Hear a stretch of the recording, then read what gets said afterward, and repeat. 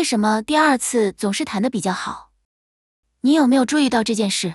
第一次弹古筝曲，总是普普通通，第二次再弹就好很多。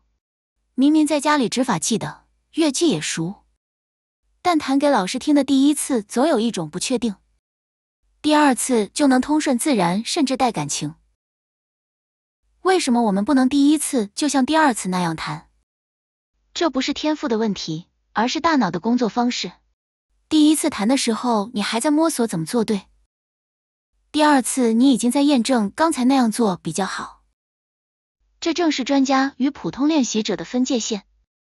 专家练习不是弹得多，而是思考的深。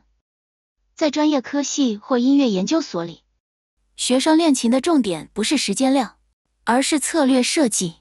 他们同样会错，会卡关，但他们知道自己错在哪里，要怎么修。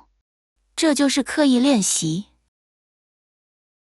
它的重点不在重复，而在设计出能让自己学得更快的路径。也就是说，你不是在消耗时间，而是在训练觉察。你不是在比谁弹得久，而是在比谁能更快找到真正的问题。而这正是我设计古筝独门秘籍的核心理由。因为多数学古筝的成人，其实早已具备理性与思考能力，只是没有被告诉。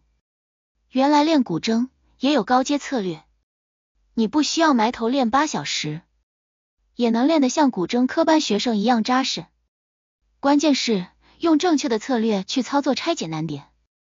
在古筝独门秘籍里，我会带你这样练。1.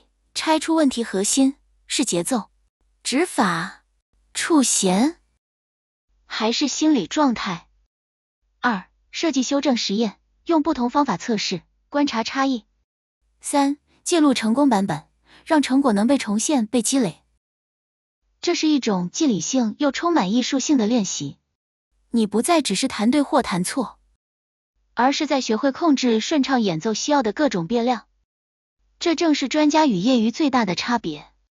很多成人学生跟我说，老师，我以前练古筝就是不断的重复，后来才发现我根本不知道有这么多细节可以深入研究。